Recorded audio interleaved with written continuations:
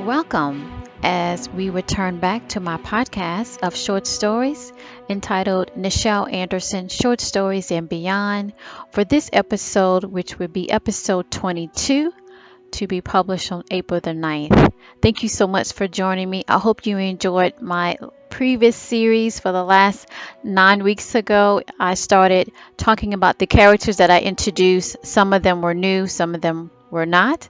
But just to give you a recap in this phase of my story that I have expanded from my book to introduce these characters to you in telling their journey intertwined with MOLIAE. So I hope you enjoyed those character profiles. It would definitely help you when I do plan to return the production to stage, and that will give you an opportunity to connect with them. So I hope you enjoyed those weeks that I focused on each one, gave you a quick bio on that sense, and also gave you some information that some of it will not be published publicly, but also just to kind of get you a feel of who is related to who and how it all comes together, especially when we return back to stage or any future other productions that I plan to have, that you will be able to have their background and get more connected to them. I think it was a great opportunity to be able to experience that. If you did, were able to follow through each week, and if not, please go back and check each week. The last 9 weeks ago, where it was 9 characters that I gave some highlight to, that you can kind of get some good notes on their background and how they relate to the overall story of Mitsrayim that turned into the production Moments of Love in Ancient Egypt, which pretty much we call MOLIAE, right? So let's get started. For this episode, we're talking about the title Ancient Essence from the Nile Heals All Wounds. So that's episode 22. And so we're looking at this particular point where Queen Hagar will seek counsel from her wise father and mother. Pretty much they're arriving to Mitsrayim, because in the last episode, before we started the character profiles, Queen Hagar sent a message to her parents that were on the east coast of what we call now Africa. Back then it was Sudan, and to let them know something secret regarding King Mahlon and what's going on. So they decided to travel to Mitsrayim, which we call now Egypt. So anyhow, let's go ahead and get started. I do want to touch on just a couple of things. That this is considered, of course, a clip. This is part of my premium, pretty much rollout creativity project. So to get the full story, you will have to become a patron. So right now, again, we're going to do a clip, so you'll get a clip of the story, but the rest of it will be full access to the patrons that want to be a patron of this podcast, and that is located on my Patron page, and that's patreon.com/Nichel Anderson. There will be a link in the description box to go ahead and take a look at that if you're interested.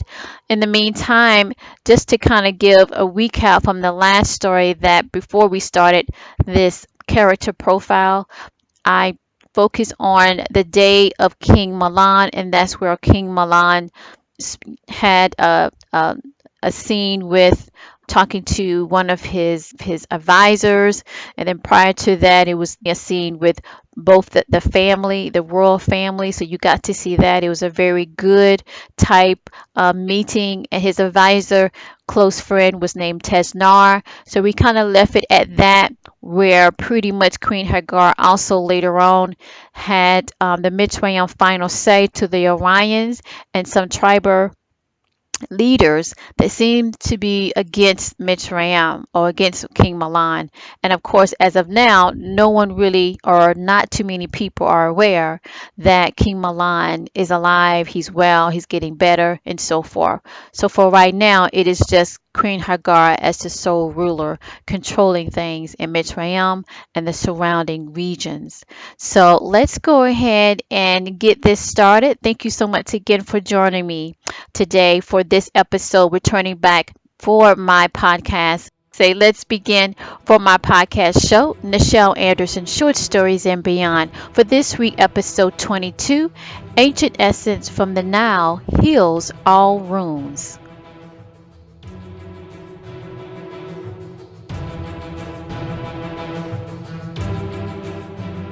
Opening scene.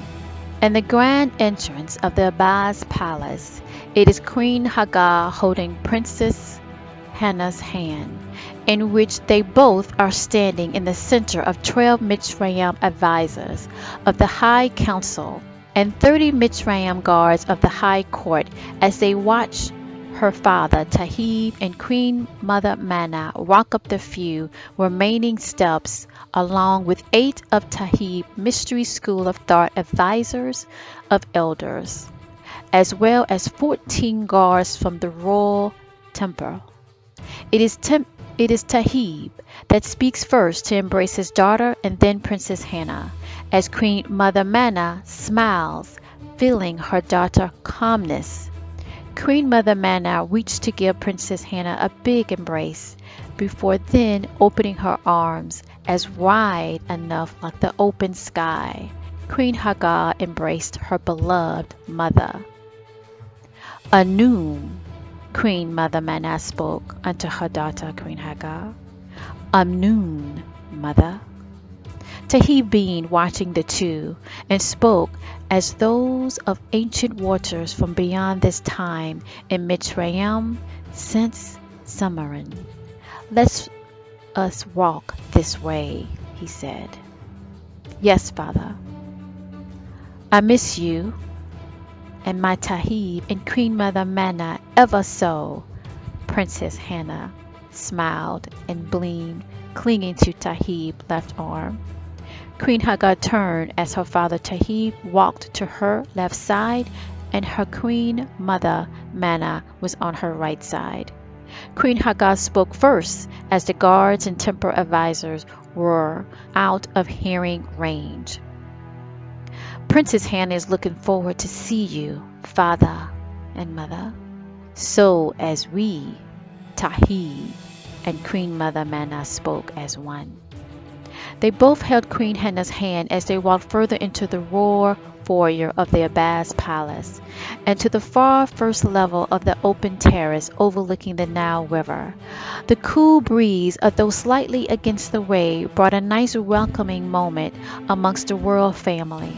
Tayyib speaks first as he reached for his daughter's shoulder. How is King Mahlon? Pausing before speaking, Queen Hagar responds. Ezra speaks of still good days to come for Mahlon. It is moving forward in the good of light for my mate. Arshay, Queen Mother Mana said. Princess Hannah wanted to speak and did so. I love my father, always. She looked up to Tayyib.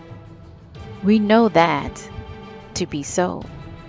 Tayyib and Queen Mother Mana spoke again as one. Tayyib reached to pick up Princess Hannah and gave her a big hug. You are just like Hagar, little one. Princess Hannah smiled at him and looked over to both Queen Mother Mana and Queen Hagar. Tayyib saw the flickering of concern in Hagar's eyes before looking at his wife. Now, let us, Princess Hannah, go visit your father. Yes, yes, we must. She jumped down and pulled Tayyib's arm. He hesitated to turn back to Hagar with a calm and soothing voice to speak in Summarin.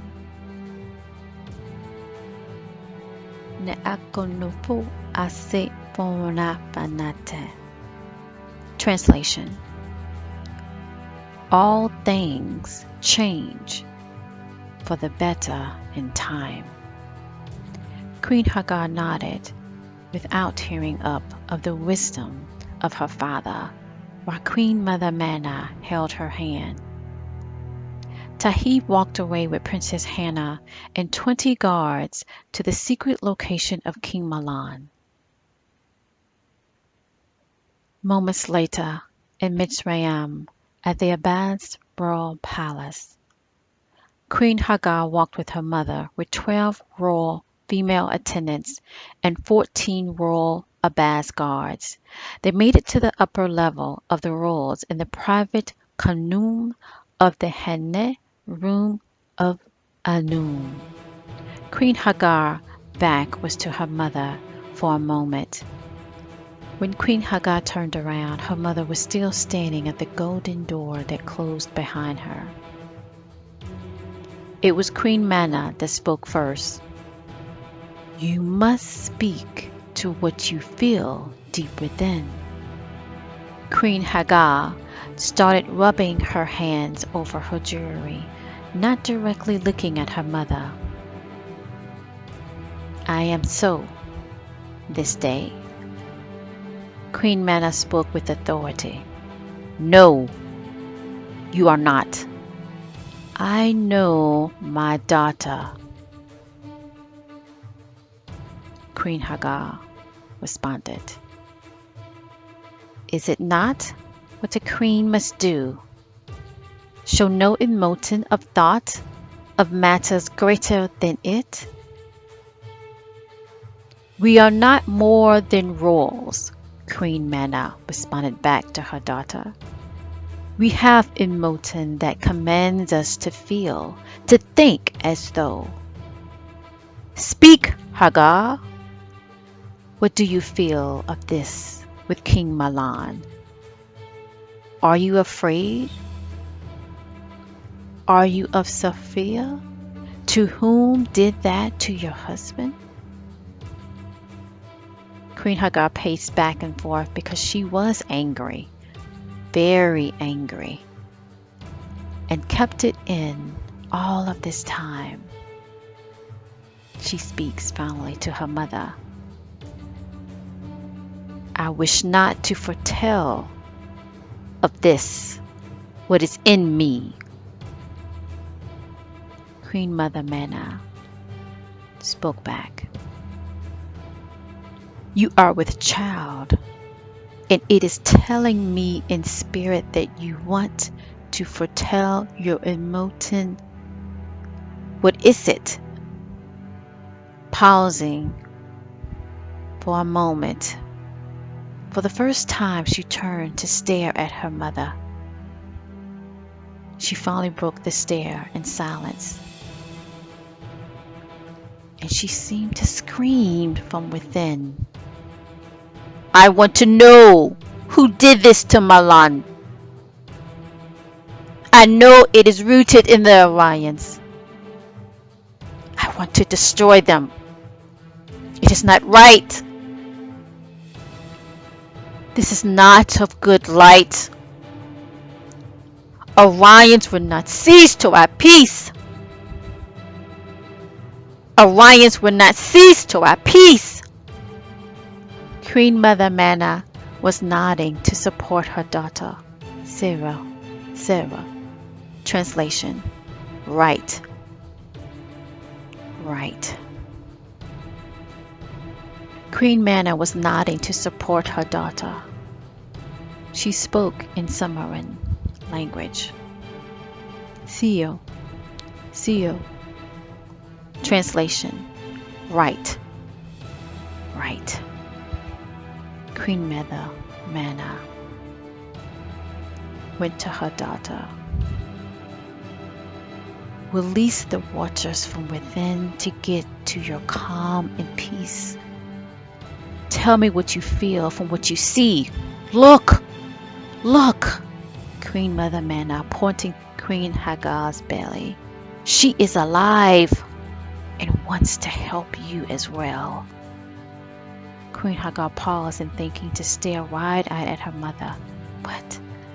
What do you speak of, Mother? You know it would be a daughter in me." Queen Mother Mahlon slowly walked more closely to her daughter to place her hand on Hagar's belly. "Yes, my beautiful one Hagar, you and Mahlon, child, you and Mahlon will have a daughter. She is helping you, wanting you to heal and love you so. Your soon-to-be daughter and I are here to nurture you." Speaking in ancient Sumerian and Akkadian language. Oknana noko vatana sonue. Translation: In openness, we all heal. Queen Hagar closed her eyes listening to her mother, wisdom, and she cried deeply of the pain, of the deep pain that she held all this time. Even recently, almost losing King Mahlon in that battle, and all of the other incidents dealing with the Orions. It has been a long struggle, a long journey, and the tears of water continued to flow as Queen Hagar held her belly and slowly, slowly knelt down to the floor. Her mother followed her, holding her close. Finally, Queen Hagar speaks after crying in her mother's arms while holding her belly. Queen Hagar speaks in the ancient Sumerian and Akkadian language. Iknu, Feinosu, Sefera Alatin.